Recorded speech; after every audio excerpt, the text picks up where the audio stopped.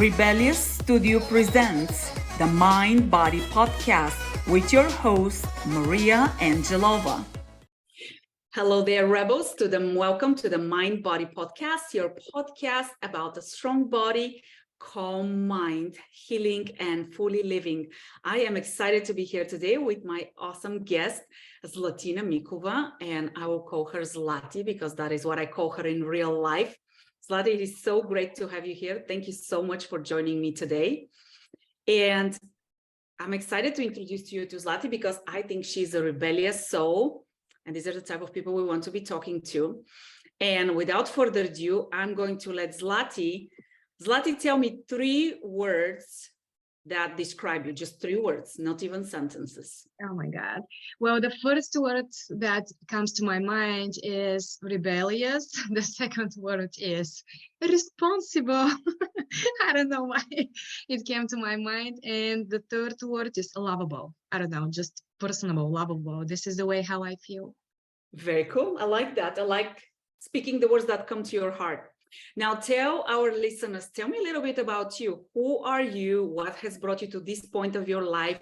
What is it that makes you rebellious? Yeah, first of all, thank you so much for the invite. It's such a delight to be here and just to have this conversation with you. My accounting background, I think this is the part that really built me as a rebellious person. At the age of 33, I decided that I'm going to be an enrolled agent. I'm going to prepare taxes. This is my desire. This is what I want to do. This is how I want to give to the community and serve to the people that to my clients. And then another thing is my kids. I think this is what really makes me rebellious because despite the kids, my daughter is 2 years and 6 months, and I also have an older son who is 8 right now. It's just this time of my life when I want to give the best of me to them, but at the same time, I want to do what I really like and to accomplish, the goals in my career. So this is how I ended up being rebellious. And this is how I came to the awareness that I had to do something for myself. Just pushing harder, reading those professional books, it wasn't enough. I had to do something for my self-care, something that would really keep me to the point, straight focused, and do what you gotta do, despite all the obstacles, despite all the, how it is with kids and work, something pops up last moment. But now I may say I'm in the position that I don't feel that frustrated right now. Doesn't matter what's coming on my way. So speaking of that, tell people what is your definition of rebellious? Because when people hear rebellious, everybody might associate with something different. And I love the piece of rebellious that I talk about. But tell people in your definition, what does rebellious mean? Yeah, rebellious for me, it means somebody who is super determined to achieve their goals, but at the same time, don't lose focus, stay aligned, and do the right thing. The right thing that it's the right thing for themselves. Your mindset program, I've been the one that you offer, I've been with you for, I don't know, probably almost 2 years. It seems like ages for me that but it's been 2 years and I've learned so much, and in terms of how to turn the negatives into something positive in my life. So rebellious to me is just this: do what you gotta do, but in a way that it's correct for you, and don't be offended, don't get frustrated with whoever, whatever people are saying, or the family, or something that is pushing you back. Or if something is really pushing you back, find a way. Why is this happening? Just be aware. Yes. You mentioned the word that I love, and that's the word aligned. I don't even know if you were aware that you mentioned it. But speaking of rebellious and speaking of aligned and living a life in alignment, what does that mean to you? I mean, I know it kind of goes along with rebellious probably, but what does being in alignment mean with you? That's a really good question, and I'll tell you why. Because I love meditations, so I do meditations all the time, and sometimes I do guided meditations. Most of the times I just being calm with myself. But lots of all of those guided meditations I hear being in alignment, and it took me some time to figure it out for myself. What does it mean in alignment? In alignment for myself means to wake up in the morning and not to be like, oh my gosh, now I have to do so much stuff on my head. I don't know from where to begin. It's gonna be a crazy day. All of these thoughts. So in alignment means I'm good with what I'm doing, and despite how many things I have to do today, I feel good about myself because I know I can manage it. And if I cannot manage something, maybe it's not that important. Or it's priorities. the alignment. Yes, this is the alignment for me. Just to be myself and to be able to accomplish everything that I have on my plate for the day. And speaking of things on your plate, you are one of those moms who has a professional career, is very driven, is very successful, has 2 kids, one of who is a young one. And I do know she doesn't love to sleep. You have a lot on your plate. You do a lot of volunteer work. Your plate is pretty full. And from where I stand, a lot of the reasons people don't take care of themselves is, I don't have time. Mm-hmm. So for those busy moms and dads and whatever your responsibilities are in life, what do you tell to those people in terms of finding the time to take care of yourself? This is going back when maybe when I had my daughter, I already had enough on my plate. I was starting my business. I was working for another CPA company. I already had my son who was about to be first grade during COVID. So it was like real, all of this. But then I realized I've already have these great planning services. I know how it sounds, but I do believe this. Mm-hmm. So it's not the planning services. I needed something more to keep me doing this. And then I realized I needed self-care, but I wasn't introduced to self-care until I didn't call you. If you remember, it was the summer during COVID when I called you and I said, Maria, I'm ready to go to your Pilates program. And then she said, oh, I have something more for you. It's not only the Pilates, but it's also the mindset. I started doing the mindset, yeah. I was so resistant to going to the mindset, especially with journaling. And I would never forget what I told you. Don't ask me to say anything about myself or just to get involved into this conversation. I'll be there listening quietly. And you said, whatever you feel comfortable, Zlati, do it. Now. What happened? Tell us, Zlati, what happened? Yes. So, yes, at the beginning, that was really the way how I did it. But for everybody who has kids, who has a career, who has everything, we all need time. I know that. Just find time for self-care. This is what it's really gonna help you stay in alignment. Again, let's say this word, stay in alignment, keep you focused, and just work on your priorities and boundaries. One thing that I learned from the mindset program is really boundaries, which now I realize it. What does it really mean? And when you have to really say no, that's it. And boundaries. Talk about that. That's so important. And so many people feel uncomfortable with setting up boundaries, but talk about the power that boundaries have and what have boundaries done for you personally? Right. So if, it might be something super simple, telling your friend, I'm sorry, I cannot make it. I need to go right now, but I have something more important to do. And then boundaries means not only to say no, but not to overthink it. Because it's so easy to say no to your friend, and then we'll be like the whole evening thinking about it. Oh my God, I shouldn't have said no. I should have gone. What if she is now mad at me or something? No, that's not an issue anymore. You don't overthink it. You said no because you know what's important for you right now at this moment. Boundaries can be something super simple as going for a walk and you put your cell phone on do not disturb. Yeah, that's a great example, you guys. It's my time. I just need this 15-minute or 30-minute walk, and I don't care if somebody would call me, not as if my clients are not important or from family or something, but it's just 30 minutes. Take it for yourself, stay calm, be yourself, enjoy the weather, enjoy the view. And so, yeah, boundaries is really important. But to tell you the truth, at the beginning, when we were talking about boundaries, I'm like, oh my gosh, we cannot do this. It took me some time to realize that it's not building walls in front of you. No, it's Right. respecting yourself. I love that. That is so well said. I'm totally Like a gonna light steal that. reflecting on Yeah. you. It's not the light reflecting on somebody else, but it's on you. You're the one who is important here, and you need to respect yourself first, then everybody else. You know, you've heard me say this many times. You're the one in charge of your time of energy, and you teach people how to respect you and how to treat you. And we do that with boundaries. If you're always a yes, yes, yes, you teach people that you'll be a yes, yes, yes. And Zlati, I do want you to share a little bit about, because I know you're very passionate about what you do. I do know you love what you do and you love your clients, right? But you have learned to set up boundaries at work. Let's talk quickly about that for those people on the phone who, take phone calls late in the hours and Yes, yes. Like a private business at the beginning when you start and you take all of those calls and oh my gosh, I was kidding, I had a case when my husband at 1 a.m. he asked me, who are you talking on the phone? And I just said a guy's name. He just looked at me like this, said, sorry, it's one of my clients and he's out of the country, so it's time difference. And he said, and you really had to take this call at 1 a.m. in the morning? And I said, yes.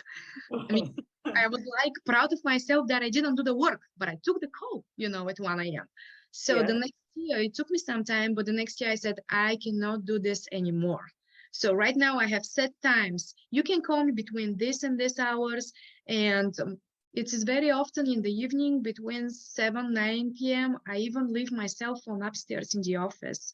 When I'm downstairs with my family, I'm doing stuff with them. We're having dinner or we're just doing crazy stuff. I don't need Quality time. Yep. And then another thing that I like really doing, maybe it's a tip, I schedule my emails. Yes, I may work late in the evening, but I schedule my emails to be sent in the morning. I don't want to bother anybody at this time of the evening. I know there is nothing that important. Come on, I'm not a surgeon. I'm just an accountant. So there is nothing that urgent that needs to be done by 12 a.m. Unless, it's the IRS filing date that I need to file this tax return between, until midnight. But nothing else is that urgent. So if I don't want people to create that urgency in me, I don't want to create it to them as well and just give them the impression that I can be bothered at any time. I love that. I love that. Zlati, talk about, so obviously boundaries has been a part of our mindset work. Let's talk about journaling, because I know you're one of the examples that I use for people who are very resistant to journaling and are like, what? I don't have time to do this kind of stuff, right? Which is, a lot of people say that in the beginning. So first tell me your thought of where you started with journaling, where you now are with journaling, and kind of like what was the process to go from one point to the other? Okay, maybe I need to start a little bit, back in the past, and you'll be surprised because I don't think you know this, but there was a life. Even before I joined your program, I was following you on Facebook and all the lives that you did and everything. And I remember it was probably close to Christmas because you were dressed, with Christmas pajama pants or anything. You had the candle on and you said that you were going, let's do some journaling. And I looked at you like this on Facebook. What do you mean, do journaling? And then you sat down, Maria, you took your notebook and you were writing and writing and writing. I took my notebook, look at the notebook and look at you. I just look at you writing and writing. And I think it was for about probably 30 minutes. I don't know. But at the end, what I'm trying to tell you is I wrote down the question that you suggested, but most of the time I looked at you. It was so interesting how you were so fun, and just writing some stuff. I'm like, really, what's going on here? I'm super pragmatic, maybe it's because of my profession, but it's like wasting time during some writing here. I mean, what is the intention? That's great, because a lot of people think of journaling, same as for meditation. A lot of the feedback I get is, I've had people tell me, I don't have time for stuff like that, which is legit. I get it. We all start somewhere, right? So your start was the fascination. That was my first start, yes. And then I joined the program, the mindset program, which was online. And the very first one that I joined, Yes, it was a pre-recorded one. Yes, that's right. So every day, it was for 30 days or something. And every day I had a prompt to what to write on. So The first day I decided, okay, I'm gonna do it. So I sat down, Maria, and I said, okay, I'm gonna do it. And what I'm going to write, I don't know what I'm going to write. She wants me to write about something like what is important in your day. Okay, so I started writing. 3 pages later, I'm like, okay, I don't even know what I wrote about it. And just to be confident, I said, but I'm never gonna spend that much time for 3 pages, you know. It's like some journaling on something you don't know what you're writing about. exactly. And then the question starts. Then you do it the next day, and the next day, and the next day, and then you start asking, okay, what is the point of me doing it? I'm not sure what is the point, but I kind of start to like it, which is like, okay, cool. Then I started Googling and finding more information. Why do people do journaling? And what the heck do they do with all the notebooks? Do they read it back? Do they save it, scan it? You know, I'm the accountant. I'm saving, scanning. You have to be organized, right? Exactly. So all of those questions popped up to my mind. Okay, why I'm doing it, why, and so on. And finally, after maybe 2 years, I can say I love it. It's really a way to calm your mind, to make space for the important stuff. Whatever is bothering, put it on the paper, write it down, and then clear your mind for the important stuff that you need to make decisions or get you throughout your day. So with that said, create space for everything else that's out there, that, you know, our minds tend to be so overcrowded and spinning and going. And that's exactly, you nailed it. It's a great, and it's funny because I do remember there was a prompt in there that explained what journaling is, but depending on what your perspective is and where you are, and we talk about this often as well, you can hear the same thing many times and then one day just hits you. Oh, that is what she means, right? Yep. Oh, that is what we're doing, because you've probably heard a lot of things, same for me, right? Over and over and over, and you're like, yeah, I get it. And then one day you're like, I get it, right? Yep, absolutely. You come to this realization, and unfortunately, there is still a bad perception that journaling is only for creative people. Creative people like artists, songwriters, somebody who really, you know, has authors, writers, but that's not the truth. Everybody can do it.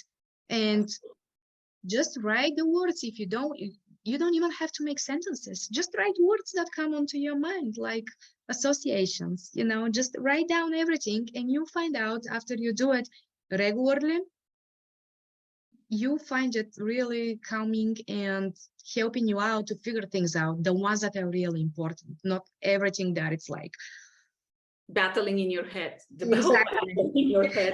Yes. Fantastic.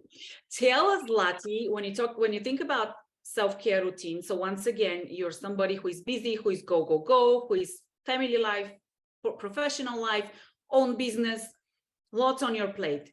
What is your workout routine, and how do you ensure that you find, hopefully every day, time to do something for yourself, something to fill your cup? Yep. So usually my day starts at 5:50 or 6 a.m. in the morning. It starts with a short meditation, about 10 minutes. If it's not that cold, I go out on the terrace so I can just breathe in, and it's so enchanting because you can hear the whole nature waking up. You know, all of those noises, the leaves and so on, it's really impressive. And I'm lucky to live in a place where there's no so much traffic, you know, so no disturbances. But even if it's really cold, you know, I prefer to stay at home. I sit down, put my back on the wall, you know, this way. With good posture, proper posture. That's right. Good. Good posture, meditate for 10 minutes. Then I enjoy my cup of coffee. If I have time, I sometimes go for a quick walk. If not, I do it in the evening. Then at least 2 or 3 times per week, I try to do Pilates, which you know it. I watch your recordings. I have the magic circle. I love it, guys. You need to get it. It was one of those things that I was like, what am I supposed to do with it? Okay, now I know it. I feel confident. Now you love it. You see, you fall in love with things you didn't love before. I even showed it to my son. I'm like, you see, it's hard. It's not, it looks easy, but it's not that easy to use. So yeah, I do Pilates, quick walks. Sometimes we go for a ride. We ride our bicycles with my family. But walking is really things that it's calming me down, and I try to do it during the weekends for sure. And something else you just brought up that I think it's important to talk. You and your family are a fantastic example of staying active together. You guys do a lot of things, and you have 2 kids with pretty significant age difference, but you're very intentional about keeping the entire family mobile, which I think is fantastic. Talk a little bit more about that and creating those habits into the kids from a young age. Yeah, I mean, it was hard, especially with my son, with our son. At the beginning, we were like, "Oh my gosh, he doesn't like anything. It's like a disaster whatever he tries." But then we realized that he likes riding his bicycle. Okay, we're gonna do it very often, during every evening. If not at home or out in the yard, we play ball. He loves playing ball as well. The little one, she does whatever we do. Let's say at this age, it's so easy. So Just wait. I have a preteen. No. Yeah, but definitely we try to do stuff together, and which involves a lot of movement. And I even show them Pilates. They realized it's not so easy. You see, it's easy. It's not as if I'm sweating all the time, but I'm sweating whatever I have to sweat, on those special places. Very strategic sweating. Exactly. And then another thing that I think is very important is it's the nutritional part. I really try to feed my family with some good, nutritious, organic food, and we cook all the time. My husband and I cook all the time. We switch parts here, but we don't allow lots of good stuff. It was just recently that we allowed some burgers at home. Oh, wow. This is not what you can see on our plate. No, it's usually salads, it's some protein. Kids also love, carbs such as pasta and rice. You cannot avoid it. But it's really sad when I hear parents say they don't eat anything but chicken nuggets. Nope. And everything starts at home, The love starts at home, the habit starts at home, the movement, reading books at home. We're the great examples. If we show them this is what they are going to copy, or at least they are going to do it unintentionally, without even thinking about it in the future. I do talk to some friends because I'm definitely seeing a shift in my girl from thinking mom is the coolest and wanting to copy everything mommy does to mom is not so cool and I don't want to do anything that mom does, which it's a little bit heart-wrenching, but that's a whole different topic. And I keep repeating, I'm kind of like on auto repeat with the stuff I say, and sometimes I'm like, but occasionally she'll do something to where I'm almost shocked. I'm like, oh, she really actually is listening to me, even though she pretends it doesn't matter and it's silly and she knows. And I'll say something, she'll be like, I know, mom. And then I'll hear it and I'll hear myself and the words I use in what she's saying. And I'm like, oh my gosh, she's actually listening, right? So very rewarding when I have those moments. But I think you're so right. I think that the way we influence the kids with our choices, and we come from the same culture. So Zlati is also Bulgarian. And I think I can pretty much safely say that our culture is not one that lifestyle is heavily emphasized, or self-care is, what do you think, heavily emphasized when we're kids? Correct. That's right. You always have to devote yourself to your family without even taking care for yourself, which less living. Yeah, it's really sad, as if you don't have the right to brush your teeth because you have to rush the kids to school. No, you're gonna do it. You're gonna find the time to do it. Come on. So self-care is really something important, and I think it's become really probably popular since COVID. Everybody's talking about self-care. But it's funny because so many people feel stuck and they don't know why is that. So try with self-care. That's my advice. Just try with self-care. One simple thing that you are gonna do, but it's gonna lead to another thing and add up and add up and add up. And finally, you're gonna be in the position where you're gonna enjoy doing it and really see the benefits of it. Another thing that you're not mentioning, Maria, but it's not only the things that we are learning in the mindset program, but it's also the tribe, the people that are in the mindset program. So important, yes. Incredible. Everybody is so nice and you can receive such a great feedback. I'll never forget one of our participants. I don't know if I have to say her name, but she was like, "So what is holding you, Zlati?" And I'm like, "Get out. You asked the right questions. What is holding me?" When I had a moment, that I was stuck, she really helped me out. As I was thinking and thinking, I'm like, okay, let me find out. Let me dig in deeper. But it was the trap. Somebody that it's kind of in the same position as me. We attend those sessions, we're on the same page, we share similar values, we learn from our mistakes, and we grow. That's the truth. This is And the it's so important to be surrounded by people who are on the same trajectory. I've had this conversation several times in the past couple of days. My famous statement, whoever you let in your bubble could pop it. One wrong person can pop your bubble. So be careful who you let in that bubble. And it is so important because so many times we feel alone into the things we're experiencing, into the challenges we have, whether it's as a mom, as a working wife, professional, whatever your situation is. And how many times have we had somebody share something and everybody is like, okay, who else feels that way? And the whole room, every single hand goes up, right? Yeah. And you suddenly realize, because I think a lot of times we're so worried of being judged and what are people going to say, and I don't want to be the only one who feels inadequate and don't know what to do. And then you realize you have all of these other people who are like, oh, I hear you. That's how I feel too, right? And suddenly you feel liberated. And then you can seek advice. And, these are people who are open-minded, people who are vested into their growth, people who are expanding. I think such a great point. Your tribe will make you or break you. And unfortunately, it works the other way as well. Yeah, this is true. And it's really enlightening. Every session that we have, you hear different stories, you hear different points of view, which really enrich you. That's the word, enrich you and make you feel so comfortable and just happy of what you're doing and how you're doing it. I love it, Zlati. Thank you It's so not much. Facebook, let's say it. It's not Facebook. You're not, or Facebook or Instagram or whatever, TikTok, it's so popular. I'm sorry, I don't have the app on my cell phone.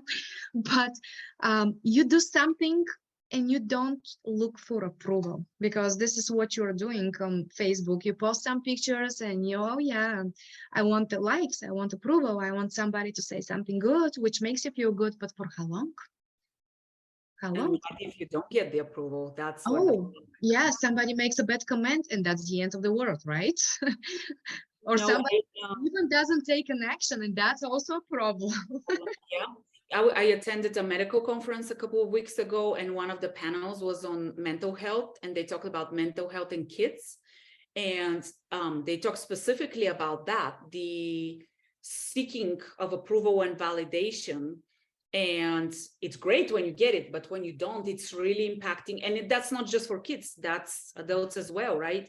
The comparison to everybody living their perfect life, and there's the perfect life, and then there is reality, right? I was having a conversation with a client yesterday, and she said, oh, I feel like I'm always complaining. And I was like, no, you're not complaining. You're just sharing and we're having a conversation. And I think the difference between complaining, there is complaining and not doing anything about changing your situation. And then there is sharing as to what kind of action can I take to move forward. I think those are two very different things. And anyways, I'm kind of digressing, but yes, the tribe and having those people who appreciate you for who you are, people who you can feel authentic and comfortable with and not being judged, but feeling heard, so important. Yep, definitely. It's really such a pleasure with all of those sessions, and I'm really looking forward them.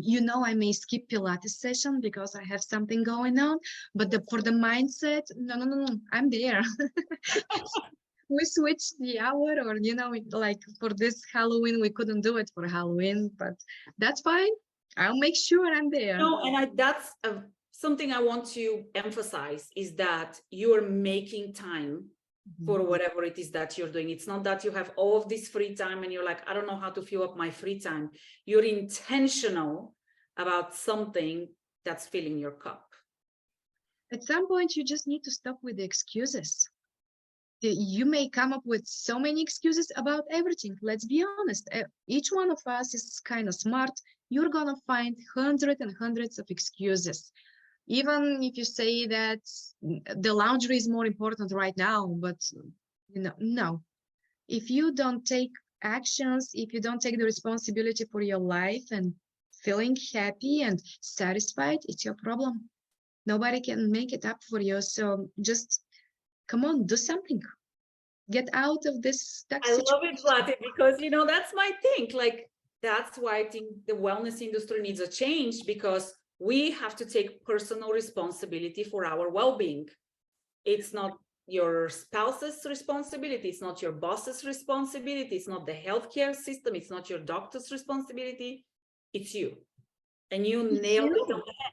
Yeah. And then it comes, at the beginning, it's like this feeling of guilt. Oh my gosh, I'm making time for myself now when I can be with my family maybe and to watch Christmas movie for the 100th time, But no, I mean, that's not who you want to be. And this is not going to help you grow with your family and show all of this love and energy that you may give. But to give, you need to take from somewhere, do something for yourself. Yes. Zlati, this was really so filling for me. And I sincerely hope that everybody listening will really hear your message, because it's a profound message and it takes time to get to where Zlati is. And I think that's valid for all of us, to where we prioritize ourselves. We make our self-care on top of the list, right? Versus on the bottom of the list. And we save our life much more fully rather than just going through the motion and on auto repeat. Right. So, Zlati, to end, what's one piece of advice? It could be anything that you want to share. If you had to share one piece of advice with our rebellious audience, what would that advice be? Be brave. Before I come to the United States, everybody was telling me, oh my gosh, you're so brave. I didn't understand what do they mean. I mean, I was young, I was ready, for the change, so it was okay. And plus I was coming with my husband. But I realized during the years that you need to be brave to try new things, to give it a chance. Just try it. Start this program that you've been postponing for years. Call a friend or somebody who you're trying to avoid for such a long time. Just do the action, be brave, just once. And suddenly you're going to figure it out that it's something that you really want to do. Start the business, anything that you've been postponing for years and you put it on your list, let's say New Year's resolution, and you never come to it. Be brave, do it. Now it's the time. Love it. Then we can keep talking and talking and talking, but that ties right into living outside the comfort zone, right? Stepping out of your comfort zone and taking action, which is key, not just daydreaming it, but actually taking action to live the life that you want. Yep. Zlati, I really appreciate your time. I love your insight. I think you're awesome. I've loved observing your transformation, and I love being your friend and having you in my tribe. And I'm not going to cry because, I like to cry, but thank you for being here. Thank you for sharing from the heart. And if anybody wants to get in touch with you, how do they get in touch with you? Sure. They can get in touch with me through email or through my website. It's ziktaxes, ziktaxes.com. You can schedule an appointment if you want, or just shoot me an email, contact@ziktaxes.com, or just call Maria. She's willing to share my information. There. We're going after a big following, so reach out directly to Zlati. Yeah. But yes, we'll share your contact information when we post the recording as well of this episode. Thank you, Zlati. I send you gratitude and I send you love. Stay rebellious, keep your light shining. And to all of you who've been listening, if you have any questions, please feel free to reach out to us. Send any questions, any comments. Hope you have enjoyed this conversation as much as I have. Stay rebellious, and we'll see you next time. Bye. Thank you so much, Maria. You're such an inspiration. Thank you. Can't get enough of those rebellious conversations? Do make sure you subscribe, like, and share with your friends.